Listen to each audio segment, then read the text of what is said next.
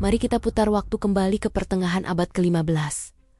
Tanah Jawa sedang tidak baik-baik saja. Kerajaan Majapahit, imperium terbesar yang pernah menyatukan Nusantara, sedang terhuyung-huyung menuju keruntuhan. Penyebabnya bukan hanya serangan dari luar, melainkan luka dalam yang menganga akibat perang Paregreg.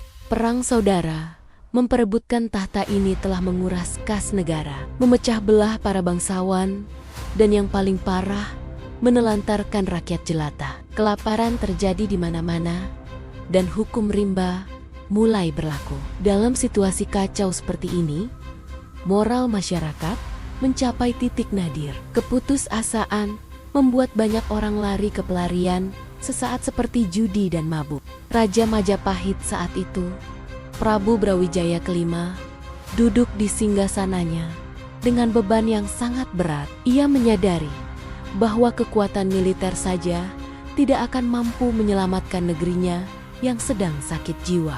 Di tengah kegelapan itulah, sebuah harapan datang dari lautan. Sebuah kapal layar berlabuh di Bandar Surabaya, membawa rombongan dari negeri Campak. Pemimpin rombongan itu adalah Raden Rahmat. Ia bukan sekadar ulama. Ia adalah seorang bangsawan berdarah campuran. Ayahnya adalah Syekh Ibrahim Alaihissalam Samarkandi dari Asia Tengah, dan ibunya adalah putri Raja Campak. Kombinasi darah ulama dan bangsawan ini memberinya wibawa yang luar biasa.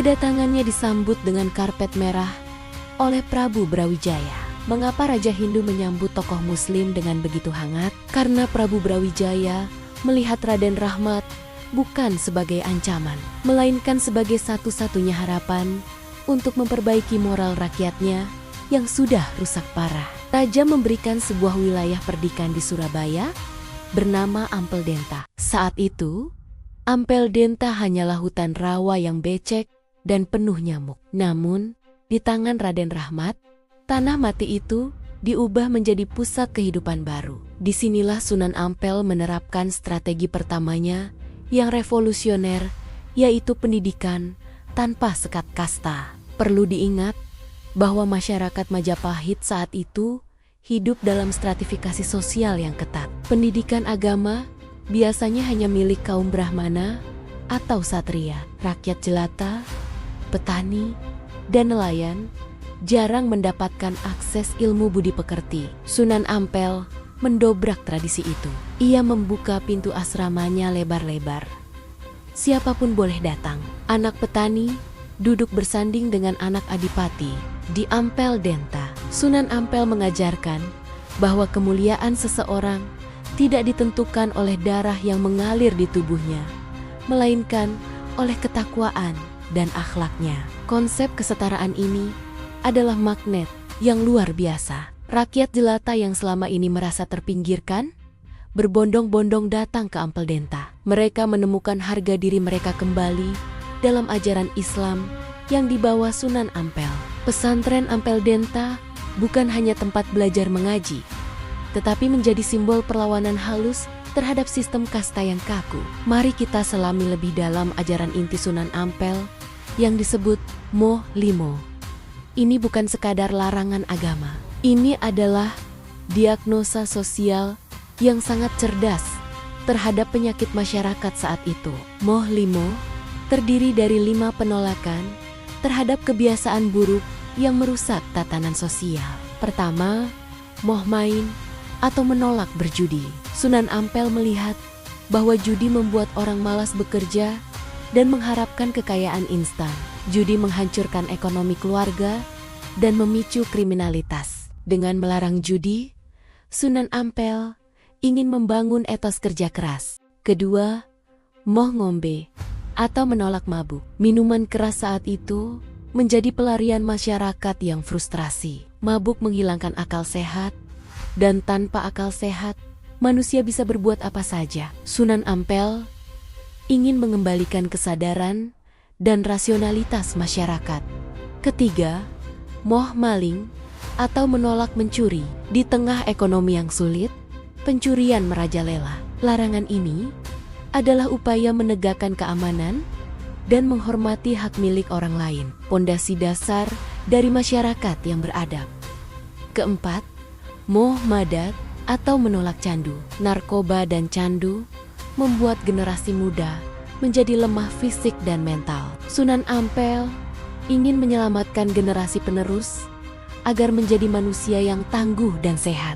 Kelima, moh madon atau menolak zina. Keruntuhan moral seringkali dimulai dari keruntuhan keluarga. Dengan melarang zina, Sunan Ampel menjaga kesucian garis keturunan dan kehormatan wanita.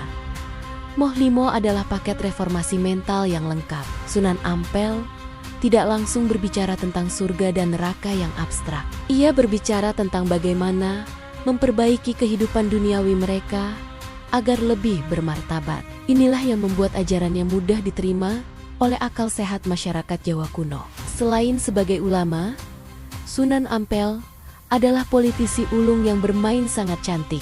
Ia sadar bahwa perubahan kultural harus didukung oleh kekuatan struktural.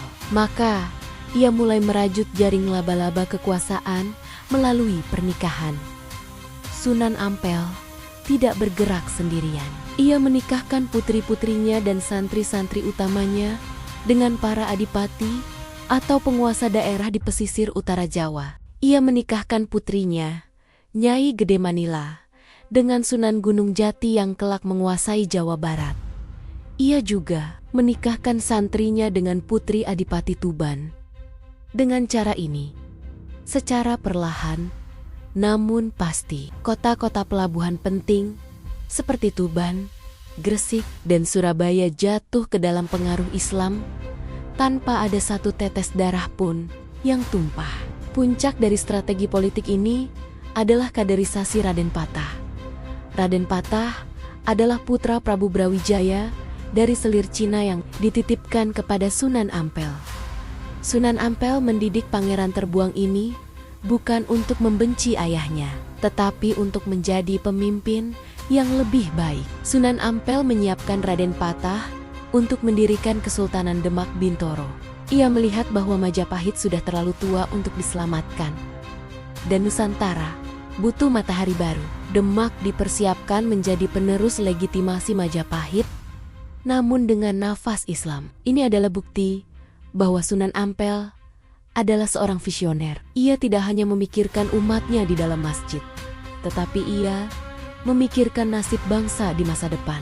Kehebatan seorang guru bukan dilihat dari seberapa pintar dirinya, tapi seberapa hebat murid yang dihasilkannya. Dalam hal ini, Sunan Ampel adalah maha guru yang tak tertandingi. Metode pengajaran Sunan Ampel sangat unik. Ia menggunakan pendekatan personal, melihat bakat setiap muridnya. Kepada anaknya sendiri, Sunan Bonang, yang memiliki jiwa seni tinggi, Sunan Ampel mengarahkannya untuk berdakwah melalui musik dan sastra. Kepada Sunan Giri yang memiliki wibawa kepemimpinan, Sunan Ampel mendidiknya tentang tata negara dan hukum, sehingga kelak Sunan Giri mampu mendirikan pemerintahan mandiri di Giri Kedaton. Bahkan kepada Sunan Kalijaga, mantan perampok jalanan itu, Sunan Ampel memberikan bimbingan khusus untuk mematangkan ilmu syariatnya setelah ia bertobat. Sunan Ampel membentuk apa yang kita sebut sekarang sebagai Dewan Wali Songo. Ia adalah ketua pertamanya. Ia mengatur pembagian wilayah dakwah. Siapa yang harus ke Jawa Barat, siapa yang harus ke pegunungan, dan siapa yang harus tetap di pesisir. Semua terencana dengan rapi di bawah komando Sunan Ampel dari Ampel Denta. Tanpa manajemen organisasi yang rapi dari Sunan Ampel, mungkin dakwah Islam di Jawa hanya akan berjalan sendiri-sendiri dan tidak akan pernah mencapai kesuksesan yang masif. Pada tahun 1481, Sunan Ampel wafat. Ia meninggalkan dunia fana ini dengan mewariskan sebuah peradaban yang baru mulai tumbuh tunasnya. Sesuai wasiatnya, ia dimakamkan di sebelah barat Masjid Ampel yang ia bangun. Hingga hari ini, 5 abad kemudian, warisan Sunan Ampel masih hidup dan berdenyut. Model pendidikan asrama yang ia rintis di Ampel Denta kini telah berkembang menjadi ribuan pesantren di seluruh Indonesia. Tradisi santri yang mandiri, sederhana, dan taat pada guru adalah cetakan asli dari didikan Sunan Ampel. Falsafah Mohlimo pun telah menjadi kearifan lokal yang dipegang teguh oleh masyarakat Jawa, bahkan oleh mereka yang mungkin tidak terlalu religius. Pesan untuk tidak berjudi, tidak mabuk, dan tidak mencuri telah menjadi standar moralitas umum. Sunan Ampel mengajarkan kita bahwa untuk mengubah dunia, kita harus mulai dengan memperbaiki manusianya. Bangunan bisa runtuh, kerajaan bisa bubar, tetapi karakter yang dibangun di atas fondasi iman akan bertahan selamanya. Perjalanan sejarah Wali Songo masih panjang. Setelah Sunan Ampel meletakkan fondasi pendidikan dan politik, tantangan berikutnya datang dari gesekan budaya yang semakin tajam.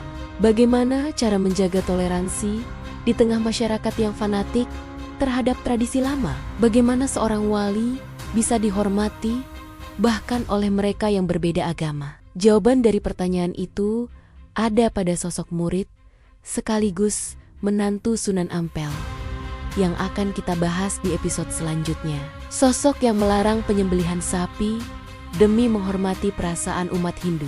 Nantikan kisah kebijaksanaan Sunan Kudus di episode 3 seri Wali Songo. Pastikan Anda sudah menekan tombol berlangganan, berikan tanda suka, dan bagikan video ini kepada generasi muda agar mereka mengenal akar sejarah bangsanya. Sampai jumpa di jejak peradaban selanjutnya.